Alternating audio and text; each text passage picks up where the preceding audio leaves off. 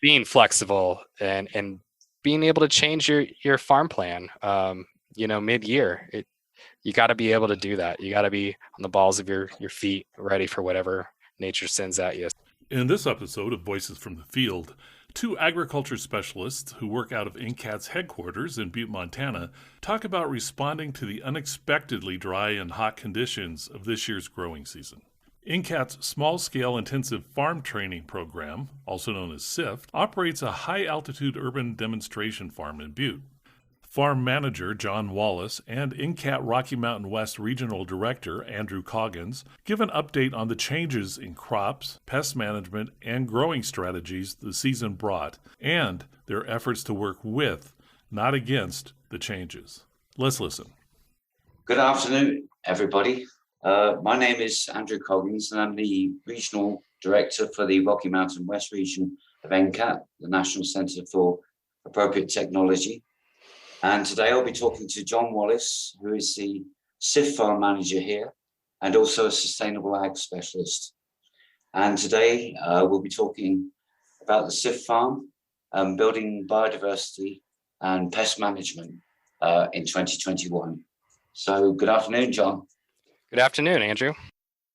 So lots of questions for you, but let's start from the beginning. How has this growing season differed from all the others, or differed from other growing seasons? Well, it's been an interesting year. I wouldn't say it's far out of the bounds of what is statistically normal for here, but we've incurred quite a drought this year. The whole Northwest has been under a drought since at least June. We had low snowpack, which is our main source of loading water into the system, and everything has been hot and dry.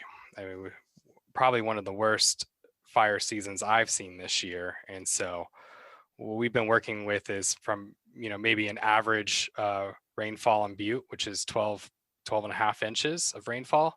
Mm-hmm. We're looking at about 3 inches so far, well into the middle of August. And so we're way behind the mark.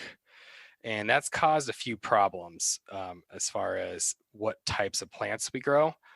And the heat as well has kind of changed a little bit of whether we do cold season crops versus warm season crops. And typically we get about 3 months of growing season. And this has extensively gone into the hot part of the summer from the beginning of May into June. So we're working on supplying enough irrigation to our crops.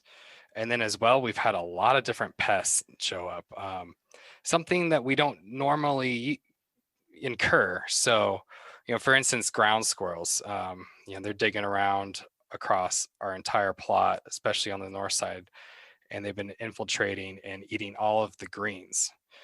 We've had cabbage moth. That's something that's been destroying our brassicas. So our cabbage, our broccoli, our cauliflower, our kale, it really just decimating everything. We've also had a big incur of flea beetles, thrips, and aphids. And as well, we're dealing with some fungal disease. And these are all things that have been kind of just building up over the last few years. And while these things might be normal in maybe wet season climates, this is something that's been starting to take over our farm this year, and it's damaged quite a bit of our yield. So we've kind of had to make different measures of how to change certain things. So for instance, the ground squirrels came in, and I spent a lot of my time trying to trap, flood holes, do anything I could to mitigate the damage from the ground squirrels. And it's time consuming. And when you learn to try to work with nature, you realize that when you fight nature, it becomes very expensive, very time consuming. And yes, we're losing some crop, but in the end, I really feel like there's a silver lining to this whole issue. And that's the fact that we're providing quite the ecosystem for things to live and thrive on, where in a drought year, they really have nowhere else to go. That's great. Well, it's very informative. Not necessarily great in all ways, but very informative, John. Thanks. And as you say, it's been such an unusual year. The pests and the predators all seem to have come at once. So what have you actually done to mitigate the pest damage to your crop? Well, as I said with the ground squirrels, that's a constant battle. You can try and do everything you want, but when you're fighting nature, it's time consuming and it's expensive. And so I've kind of put a hold on that. I try to put physical barriers around certain crops, especially my brassicas and my leafy greens. But honestly, we really just had to wait for nature to do its course. And I think that's the big lesson to be learned about biodiversity on a farm is sometimes there's a paradox when you're doing things right, you will create an ecosystem for those things to come in. And so while I spent a lot of my time early season trying to battle ground squirrels, soon enough, a fox came in, and soon enough, a mountain lion has been around. So I do see a transition of where if a predator becomes a problem and it's outgrown its population, then there are ways for nature to kind of fix itself. And ever since the fox came in, I don't know if he's just digging around the squirrel holes, but he has essentially pushed them away from accessing our crops. So that's been a positive thing. When it comes to cabbage moss, we've been working with creating enough berries and other types of feed for birds. And so the birds have been coming in and eating some of the moss. I've even seen a Western tanager, which is a incredible bird that travels from South America, or Mexico, Central America, all the way up to Montana and Canada. And it's a bright yellow bird with a red head, and it has been traveling across here. And so by attracting these types of migratory birds, they're helping eat some of the insects that we are having trouble with. I mean, some of the other things that we've been dealing with are flea beetle, thrips, and aphids. I mean, those are pretty typical for around here. I typically grow a lot of cold season crops, brassicas, and so the cabbage moth, the flea beetle, thrips, aphids, they can all really attack those plants. So what we've been doing is essentially limiting the amount that we grow. It's a hard decision because when you only have 3 months to grow, then you really have to decide, what's your best bang for your buck at that time. And we've kind of shied away from some of these leafy greens because they haven't been doing so well. And the warm season crops like tomatillos, tomatoes, squash, beans have all been a really big, really well producing, I should say, for this year, when usually we kind of struggle a little bit. I mean, we're talking about an ecosystem where the temperature drops, below 50 typically at night, and then can be up into the 80s, 90s during the day. But we've been well into the 90s, even hitting close to triple digits, even in Butte. So working with that, we've kind of transitioned a little bit more towards these types of warm season crops, and it's kind of changed our management plan a little bit. We've also had a big issue with fungal diseases. So filarium, septoria leaf spot, rust, we're really trying to work with those and figure out how to mitigate that. One way to do it, especially from an organic standpoint, is to use a copper or a sulfur soap fungicide. Mm-hmm. We're in Butte, Montana. We're known for copper. We have a lot of copper in the soil. It's been mined around here for centuries. And so when you have an option and you start looking at your soil tests, you start to figure out a management plan of whether you can increase or decrease the levels of these said metals in the soil. And so when we look at copper, and we know that we're in a copper-rich area, we're starting to look towards sulfur fungicides. These are organic, can be used in organic operations, and so we make sure that it kind of follows a little bit of the NOP standards, and we will work on essentially seeing if any of these copper fungicides or sulfur fungicides increase the matter as we do our soil tests. One of the rules with the organic standards is that you can use these things as long as you're not increasing the load of these in the soil. So knowing that it's copper rich, we might as well shy back from something like a copper fungicide and rather maybe focus on a sulfur fungicide. Number one is removing diseased plant and working on crop rotation. So it's always our first goal. Insecticide, fungicide is always a last ditch effort. So we only use that if we absolutely have to. And when we see really bad crop loss, that's when we start to pull in some of these tools to manage those pests. Yeah. Another thing that we've been working on is putting out signal plants, and that's kind of my own term, but I like to explain that a little bit. A signal plant to me is, a perennial or an annual, but measuring year to year when they flower, when they fruit, and seeing how that season changes. We only have 3 months to really grow some of these summer crops that can't take a frost. So what we're looking at is how did the perennial flower? Did it fruit early? For instance, we have a couple different fruit bushes in a row, or in a windrow, and the currants this year came about 3 weeks earlier than they did last year. And so it really depends. We have a really wide range of a season. So just because we have 3 months frost free, it really depends on what happened the winter before. And we happen to have a really dry winter, and then it got really cold. And essentially what happens in that situation is you freeze dry your plants.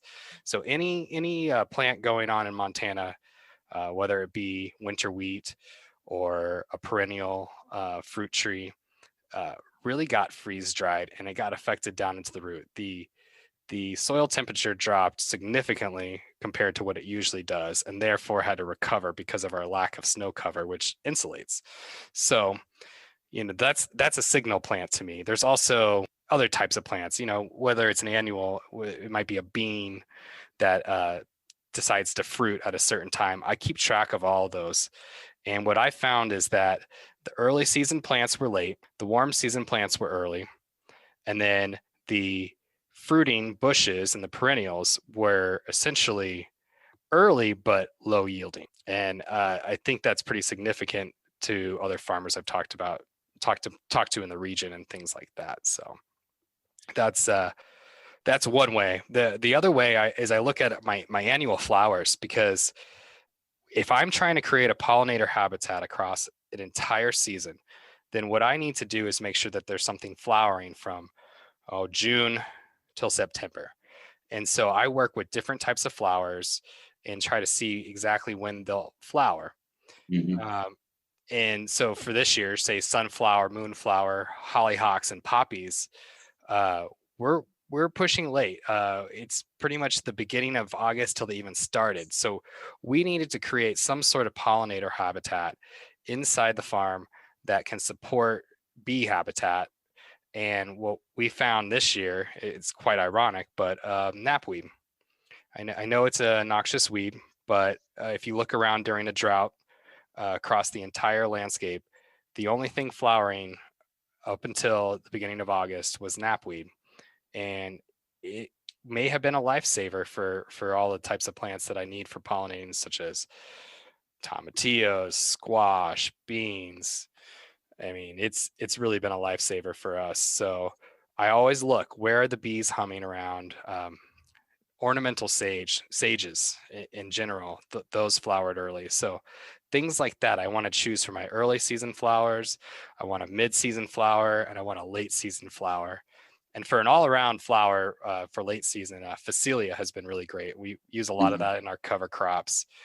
They really bring the bees in, and as long as you keep them watered, they kind of flower throughout the season. So it's a really big tool that we use for promoting pollinator habitat.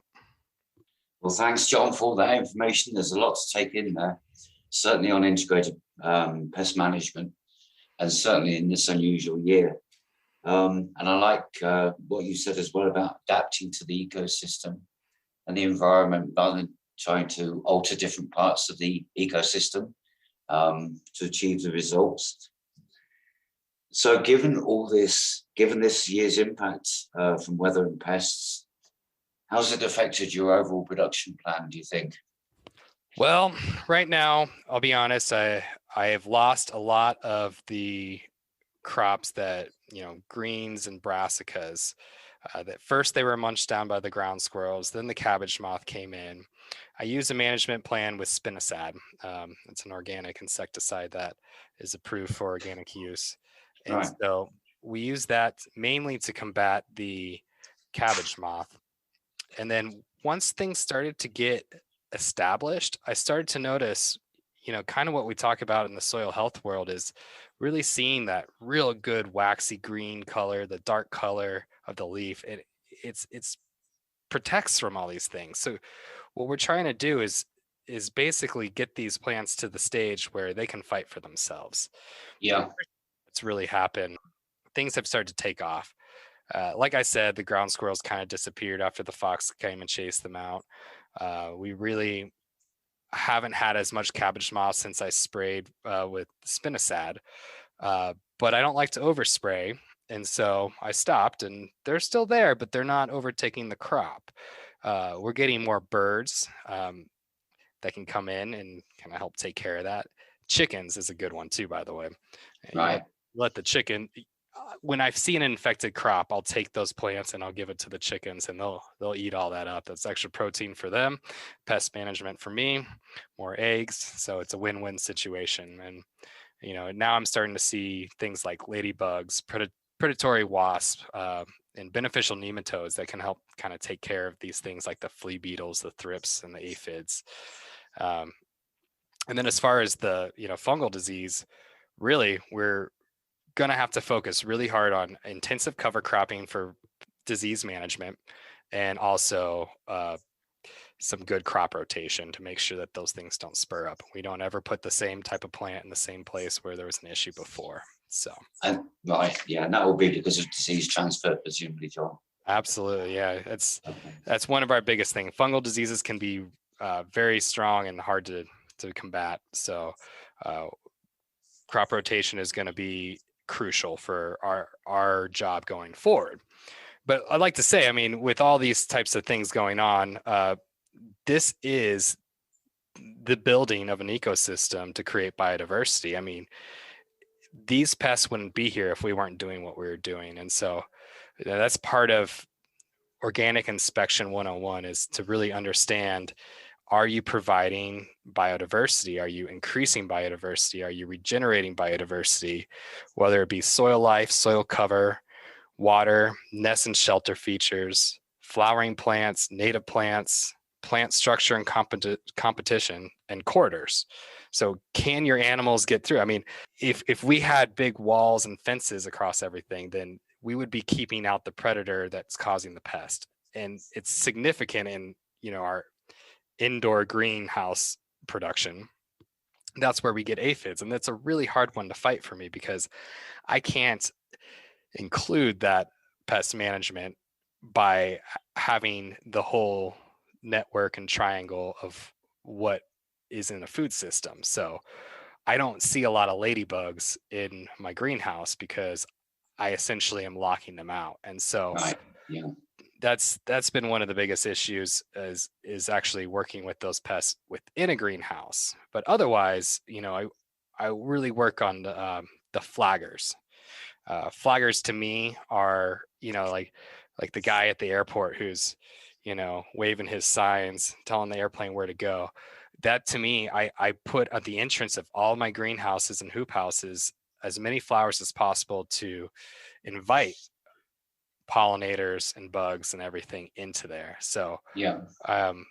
So those are my two, the signal plants to understand where we're going with the season, and the flaggers to bring them in. And so with that, that's kind of been my management plan. And then as well, being flexible is a big one. For instance, we had a lack of greens early on due to said pests. We've had to make irrigation adjustments specifically to the drought. And then even though we've had lower yields to date, and I think as of today, we're about 200 pounds less than we produced last year. And mainly that comes into, and we're talking about a 1,200 pound goal. So we're sitting at about 400 pounds, and at this time last year we were close to 600 pounds. But we were growing different vegetables, and I had to change my management plan in a way that, I can't just grow the greens that are going to get eaten and are getting pest ridden. I need to change and start growing more warm season crops, which I don't typically do as many of. But with this drought and with how hot it's been the entire summer, I'm doing really well with things like tomatoes, tomatillos, squash, beans. We got cucumbers, melons, all these types of crops that we've been growing. Basil's been a good one too this year, which I usually struggle with. They have all surpassed what I've done in the past year. So being flexible and being able to see what's affecting your crop and being able to change that has allowed me to mitigate risk, first off, and then also figure out exactly what's doing well with the soil at its current state. So we're going to have a lot more tomatoes, tomatillos, all those things I said. And those are warm season crops, and they're just now starting to fruit, and the tomatoes are just now starting to ripen. So it's looking like we might surpass our goal, but with a different type of crop at a different time of the year. Usually I try to, over the 16 peak weeks of production, I try to manage it so that we have a constant production of all kinds of different things. And while we fell short in the middle of the season, we're finally catching up. And I think that we might even surpass this with the luck of our warm season crops. So excellent. Well, thank you very much, John. There's a lot of information there you've given us on integrated pest management and the unusual year, of course, we've had not just in Butte, but all over Montana and really in many parts of the world too. I think one of the take-homes I've got from what you said is certainly you're very much an advocate, and I agree with you, of an integrated and self-supporting ecosystem. And that will be the aim over the time for the system, I guess, to take care of itself. My words to anybody out there who is especially trying to build a farm, this is part of it. You can't get down over the loss of yield due to certain pests, because the truth is you're doing something right. You're doing something that can provide food for the ecosystem. It's going to come in, and then what you need to do is just work with it and help it bounce the system out. And so there's little things you can do, but if you just try to spend your time fighting it and trying to get rid of the enemy, which I disagree is the enemy, you are going to waste way too much of your time and a lot of energy and resources. And what you need to do is maybe try to figure out how to work with the ecosystem from year to year, and being flexible and being able to change your farm plan, mid-year. You got to be able to do that. You got to be on the balls of your feet, ready for whatever nature sends at you. So I hope that's useful for our listeners and everything. I hope so too. I'm sure it will be. And I guess really as a last thought, John, people just have to be aware that they have to be patient as ecosystems build up. It just takes a bit of time. Absolutely. And, I feel like I've had to give an explanation of how I deal with these pest management problems in the past. And I didn't have a lot of these problems. So I wasn't as a useful resource, but as I get flooded with all these issues, it's not a bad thing. You're doing something right. And so, if you can work with it and have a good organic management plan, then these are just signals that you're doing something right. Well, once again, John, thank you again for all that great information you've just given us. And I wish you all success for the rest of the season. That's it for this episode. Thanks for listening. Additional information about this episode and related resources can be found at attra.ncat.org. Don't miss an episode. Subscribe to Voices from the Field wherever you get your podcasts. I'm your host, Rich Myers. ATTRA, Voices from the Field, is produced by the National Center for Appropriate Technology, headquartered in Butte, Montana. It's supported by the USDA Rural Business Cooperative Service as part of NCAT's ATTRA Sustainable Agriculture program. Any opinions, findings, conclusions, or recommendations expressed in this recording are those of the participants and do not necessarily reflect the views of the USDA or NCAT. We'll catch you again next week, and until then, keep on farming.